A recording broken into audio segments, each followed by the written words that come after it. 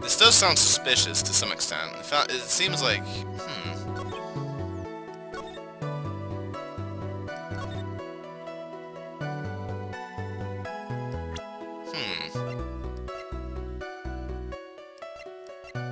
But you could have made us wait for you because you had the press conference. Right? Yeah, it was handed to us by Powers. Received from Will Powers. So you could have made us wait for you, you just didn't have to, like, go back. You could have, like, went to the press conference. Or maybe, I don't know. I don't know.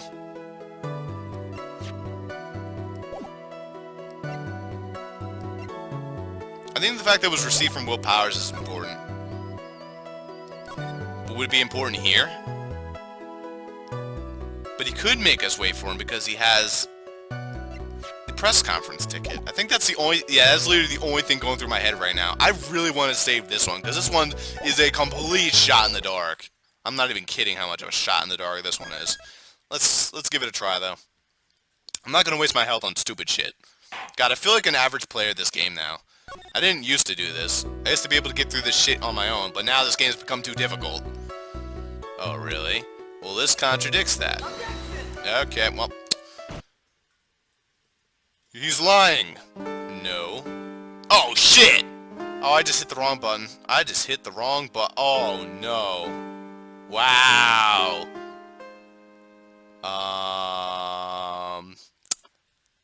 Hey. Oops. Oops. I'm gonna have to redo some stuff, isn't it? Because that wasn't the,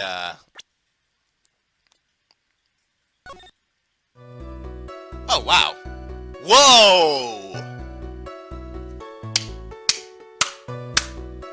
Guys, give it up for a great emulator. That does not happen on Visual Boy Advance. No, not at all.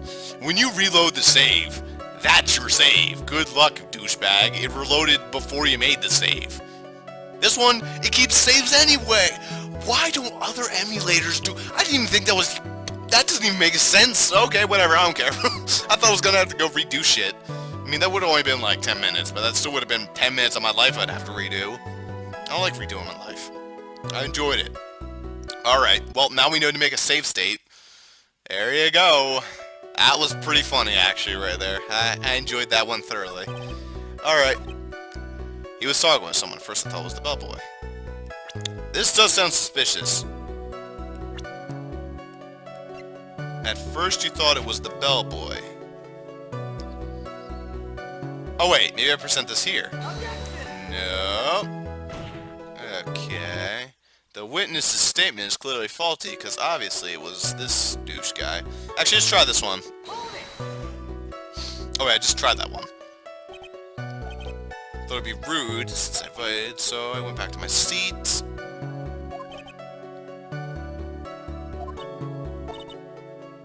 Did Mr. Powers leave his seat that night? I love how me, it's just like, I see. I understand, Phoenix. I dealt with it for 20 years. In any case, from her story, it probably wasn't going on for very long. Alright, well. Let's try this one, because there was more to this, but I don't think we could access it yet. At first. What do you mean by that? I didn't think it was a normal bellboy. And why was that? Why do I think that, Mr. Wright? How am I supposed to know? Hey, wait a second. Actually, Mr. Powers, only a few minutes ago you stated... you know, I did feel something weird. Here we go. I think it was because Matt, well, he gave the bellboy a tip. Here you go! Could it be that you felt something strange about the tip-giving incident itself? Ah, yeah, that's it. You really know your job. Mr. Edgeworth? Yes, Your Honor? This bellboy, he wasn't an ordinary one, was he? Perhaps we should let the witness tell us. Very well. Mr. Powers, please amend your testimony. You mean about the bellboy, right? Matt gave the bellboy a tip. Is that all? That's all you added? Matt gave the bellboy a tip. That's it. Okay. So he gave the bellboy a tip. What's so strange about that? Well, you see, Matt's not a poor penny pincher like me. I was trying to figure out how much it was because the tip really shocked me. How much it was.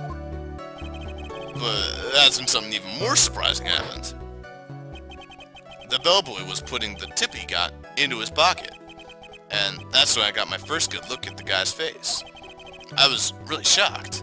I'm afraid I don't follow at all. Sounds like Mr. Powers was surprised twice by this event. I wonder which of his shocking moments I should ask about. That's a trap right there. We're gonna ask about Enguarde's tip and he's gonna say something like... He's either gonna say one of two things. One, he's going to say he never tips, he's an asshole, and that's gonna fuck us. Or he's going to say something along the lines of the tip was such an exuberant amount of money that it could very easily be confused, if not blatantly obvious, it was a hit being put out. We'll try the bellboy's face first. What's so shocking about the bellboy's face, Mr. Powers? Well, he wasn't exactly a boy, more like an old Gramps. Ahem, I hope you know that discrimination towards old men is a no-no in my court. No, that's not what I meant at all. In the smack middle of the guy's face, there was a line of stitches. Line of stitches? Yeah, and it went straight from the tippy top of his head to the bottom of his chin. Almost like that if that thread snaps, all the stuff in his head would come spilling out. He was there, at Enguarde's house. He was that butler! What is it, Mr. Wright? Nothing, Your Honor. So that means Enguarde was talking with the killer, then. If that fact were to be exposed, Enguarde would be declared guilty in a blink. Phoenix, you have to play dumb here. Pretend you don't know anything. Yes, Chief. You sure you don't have something you would like to say, Mr. Wright? Huh? What'd you say, Your Honor?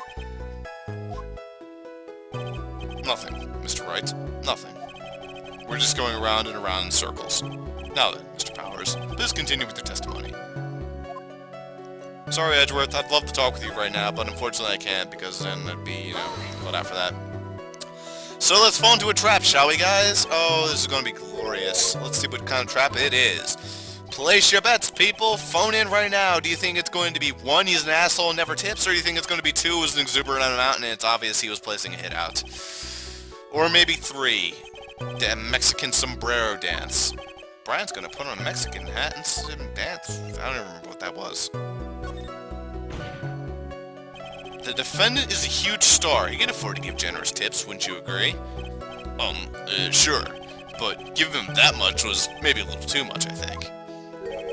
A little too much? Would you please clarify for the court about how much would you say the defendant gave the bellboy? Honestly, I don't know. I can't even begin to guess. And why is that? Because he gave the bellboy a really, really fat roll of cash. It was number 2, ladies and gentlemen, and it was my guess as well. I assumed that one. Fuck! Well, we're boned. Actually, it's going to be a little bit of 1 and 2, isn't it? It's probably going to end up calling in 1 later. It's like, he never gives tips. He's an asshole. Oh, by the way, that's just going to make it even more obvious he was placing a hit. Fuck. Well, ladies and gentlemen, we might be boned here. Even though I don't really care about saving this guy, and at the end of the day, if it means Maya has to go, at least this bastard goes down with him. A roll of cash? Glorious! Ah, well, how interesting. That certainly was a very generous tip, wasn't it? A very fat roll of cash. That can hardly be called a tip, Your Honor. The judge is beginning to look awfully suspicious of us. Objection! The defendant is a superstar.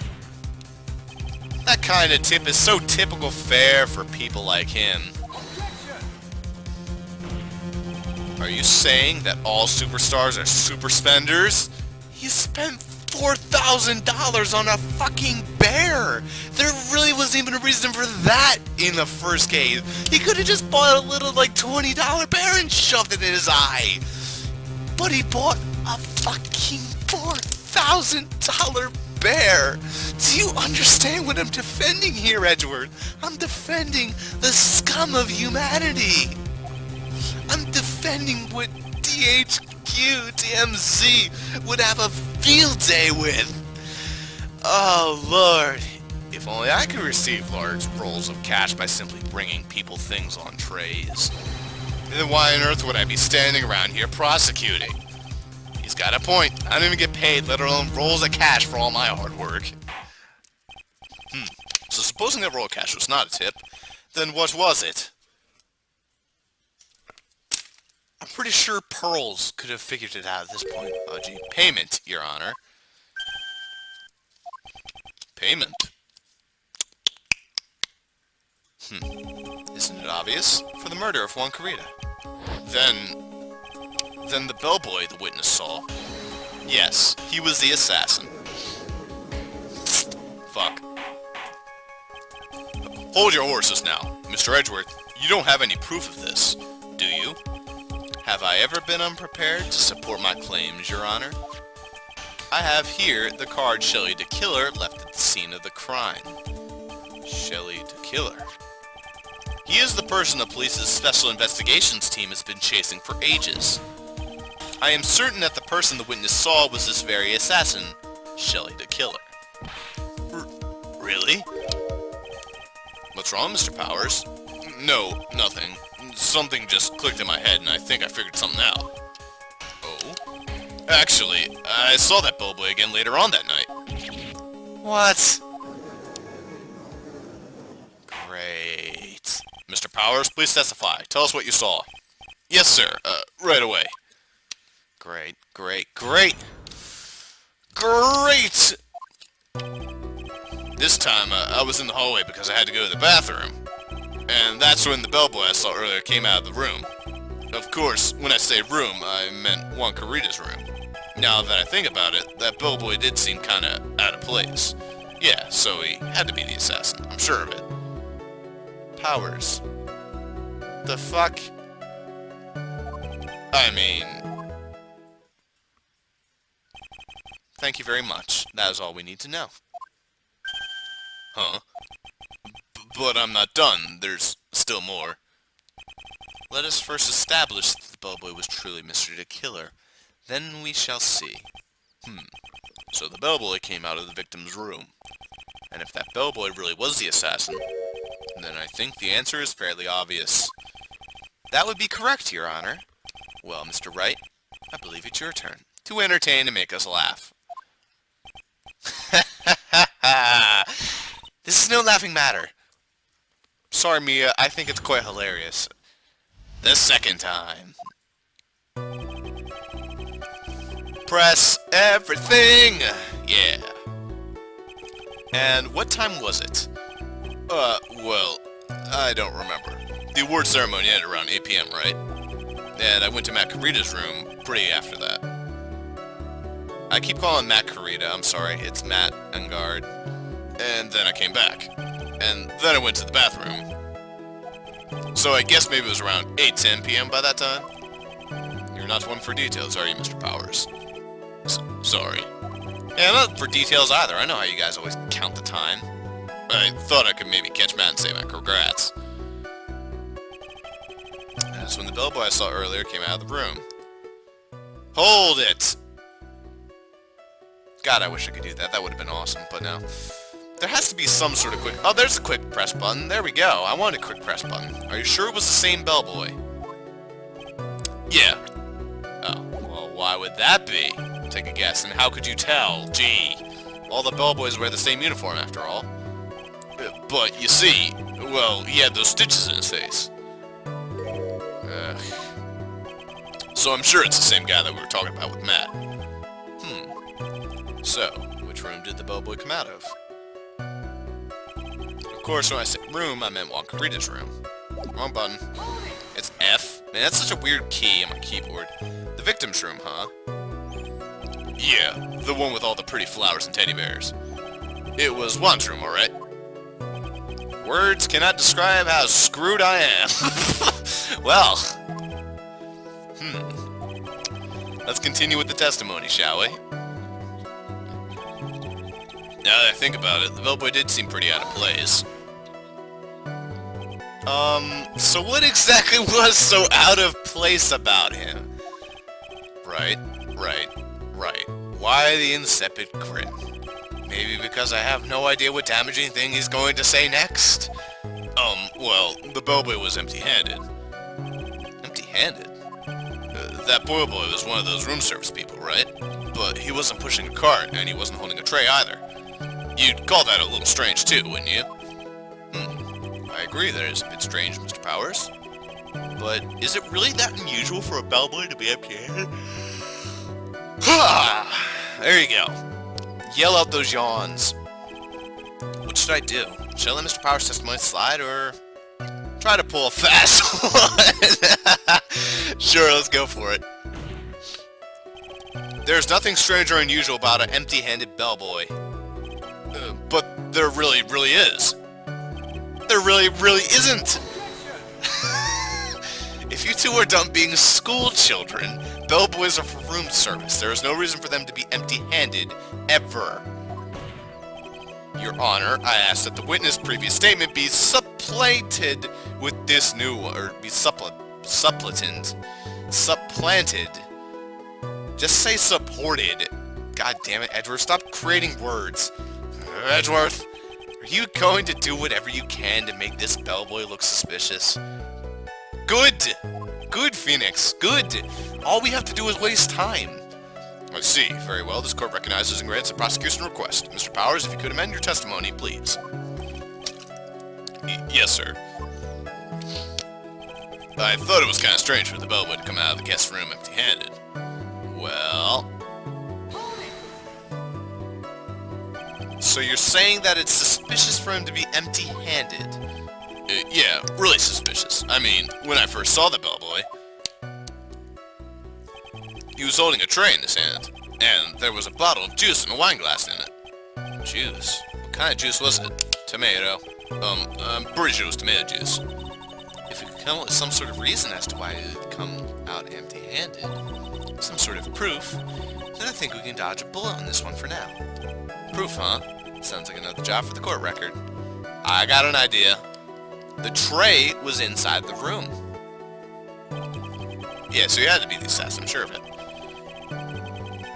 Really? Let's take a look at the murder.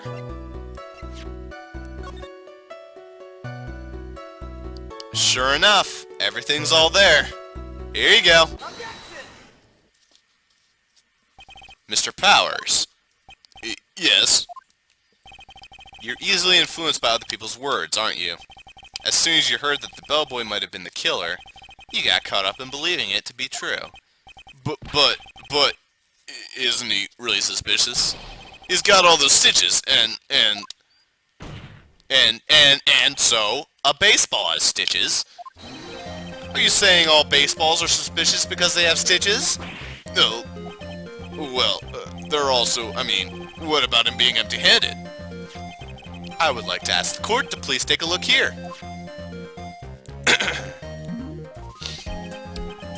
This is the crime scene.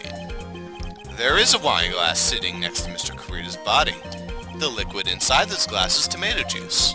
And now, if you would look at what is on top of the table in the lower right corner here, anyone can clearly see there's a tray with a bottle of tomato juice on it. The bellboy had just brought this to Mr. Kurita's room. He left the tray in the room, which is why he was empty-handed when he left. But that would mean the bellboy had seen and left a dead body in the room. No, Your Honor. But can you prove that Mr. Kurita was already dead at the time, Your Honor? Mr. Edgeworth. Yes? I blame you for leading me down this route. I'm terribly sorry.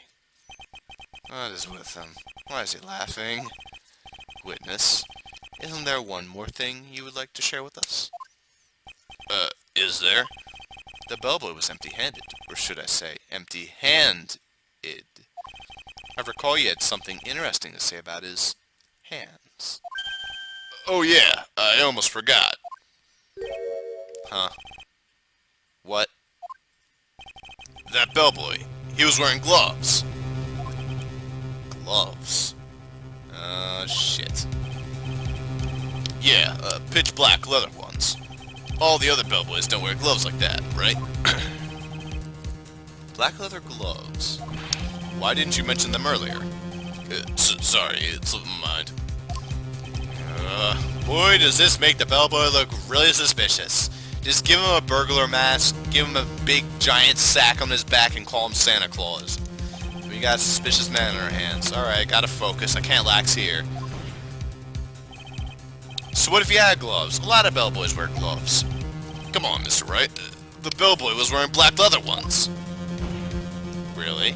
So, a football is made of leather. Are you saying all footballs suspicious because they're made of leather? Leather.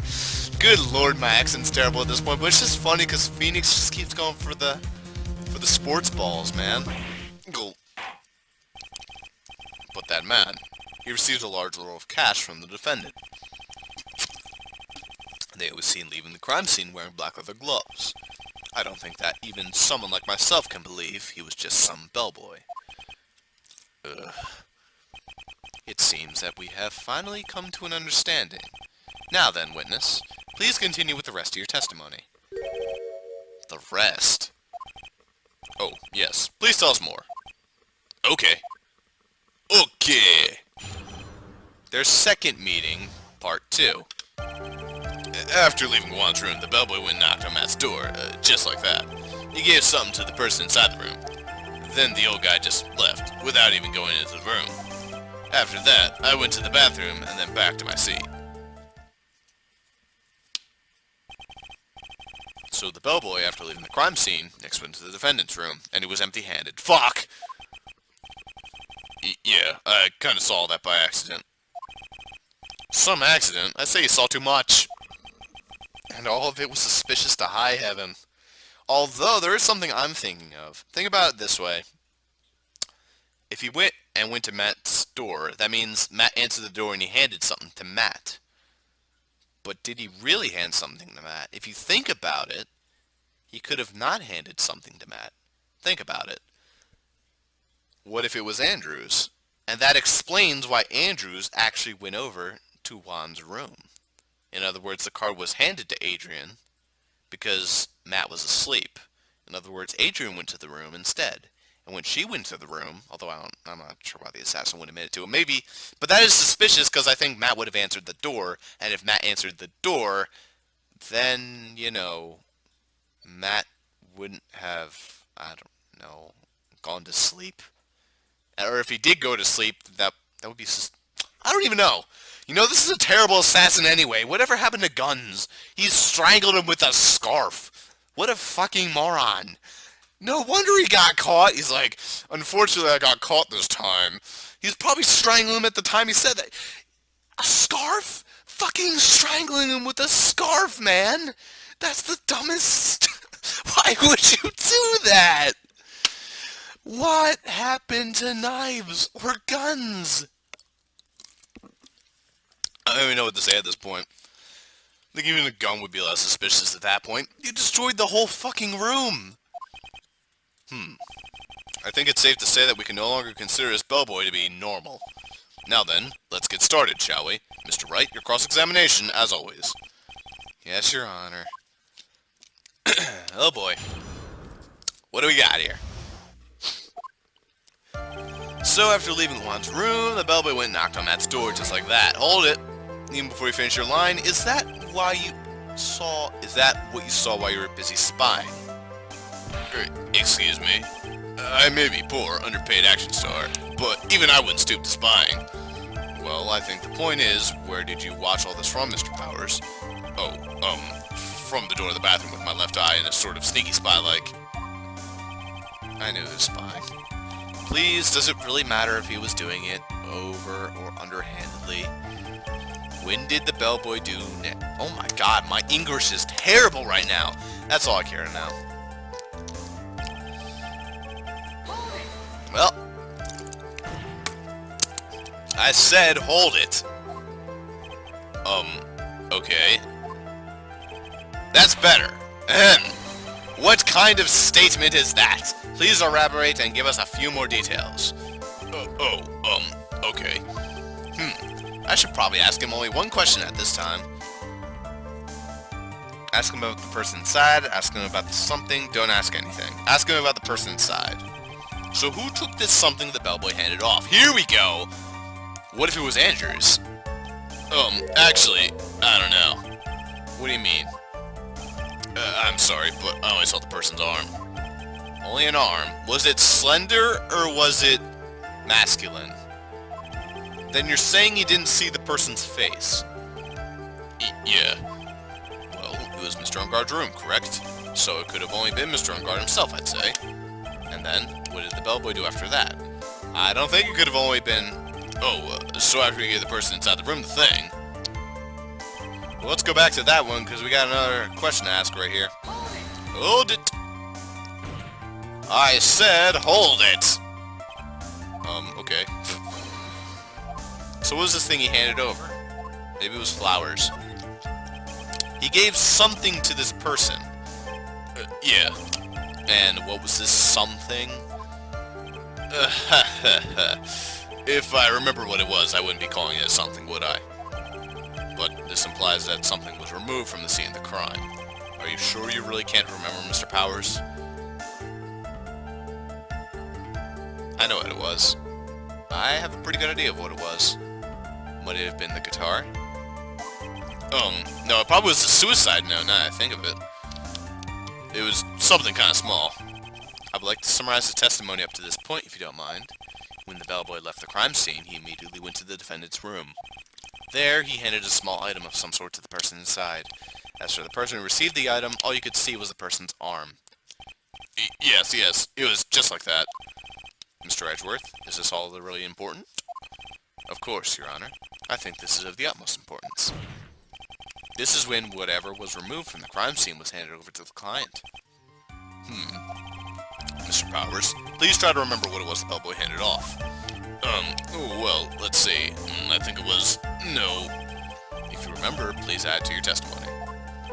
Yes, sir.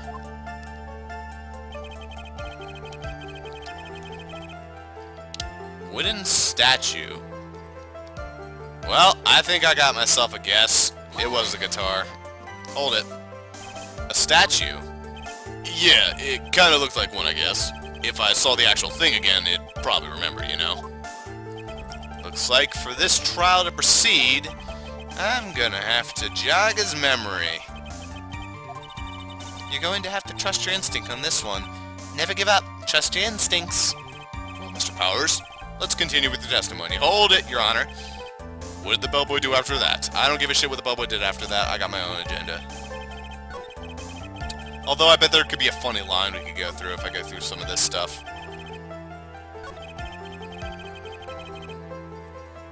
Oh, really? Did you see anything strange, suspicious, or just out of the ordinary at that time? Oh yeah, I saw that one thing. What? You saw something else? There was this jittery alien with a ray gun. It was watching Juan's door like some sort of stalker. I think we can forget about the alien.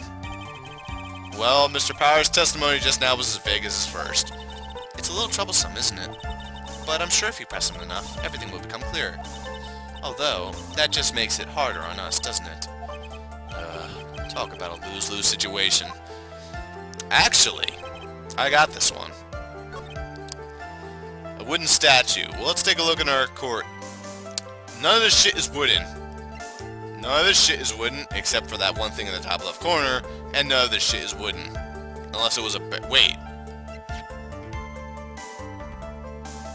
Oh. Oh. Okay. Maybe it wasn't a guitar. What the fuck is that guitar even there for? Like, it doesn't have any purpose at all. Why was the guitar missing? Who cares? No one cares. I'll go with that.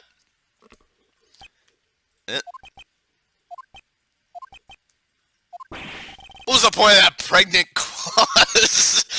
That was pretty funny. Where did that objection come from? Well, speak up. It was me, Your Honor.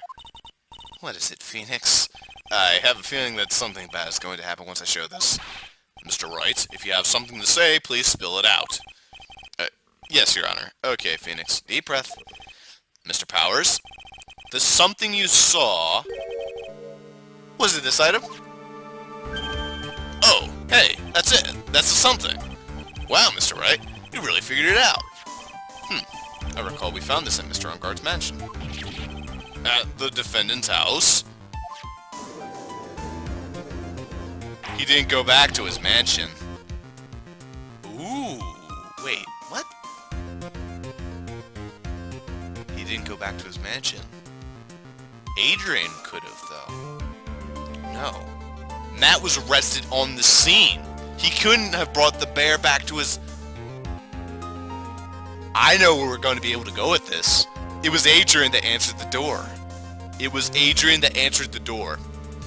There was no way for Matt to bring it back to his house. And the butler, though he's a bellboy, whatever the fuck it is, like, no, we can't jump the shark there and say he brought it back to the house. No, no, no. The only thing that makes sense, he gave it to someone, therefore he gave it to Adrian, and Adrian's the one that brought it back to the mansion. Because she at least had a day break.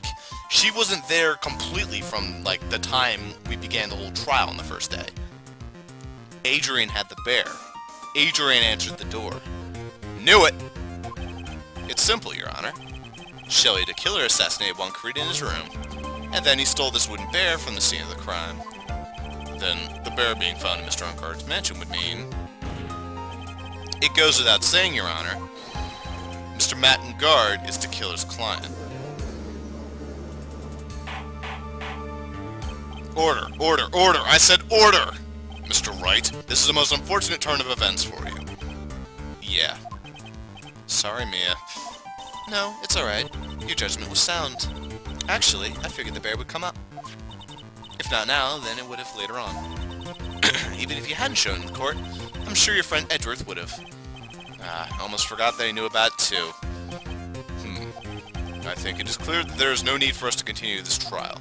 I can't let this happen. I have to do something. There has to be something we've overlooked. Phoenix, don't worry, I got it. If I could just raise my hand right now, I got it. Your Honor, a minute, please. Yes, Mr. Wright? There are still a few points left we have not fully explored. What are you trying to pull? Oh, well, we can't have that. Alright, Mr. Wright, what questionable point would you like to explore further? The person who received the bear. There was one thing Mr. Powers' testimony that was very unclear, and that is the identity of the person who received the bear. He gave something to the person inside the room. I'm sorry, but I only saw the person's arm. As long as we don't know who it was that took the bear, we can't be sure of... Ah! Oh, don't explain it for me. Come on, man.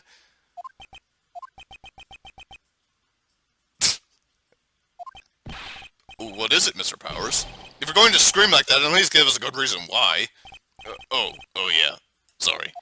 Actually, so, I remembered. God damn it, man. I remember who took the bear. What?